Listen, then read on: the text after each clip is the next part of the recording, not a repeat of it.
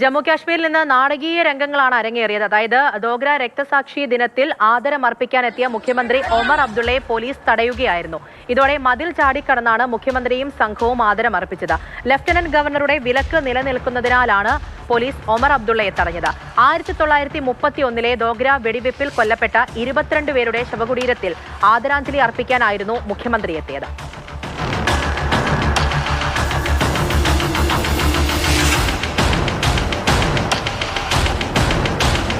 British ഭരണത്തിനെതിരെ പോരാടിയവരെ മുസ്ലിങ്ങളായതുകൊണ്ട് മാത്രം വില്ലന്മാരായി ചിത്രീകരിക്കുന്നത് നാണക്കേടാണ് എന്ന് ഒമർ അബ്ദുള്ള പിന്നീട് കുറ്റപ്പെടുത്തി. തിരഞ്ഞെടുക്കപ്പെടാത്ത സർക്കാരാണ് വഴി തടയാൻ ശ്രമിച്ചതെന്ന് ഒമർ അബ്ദുള്ളയുടെ പരിഹാസം.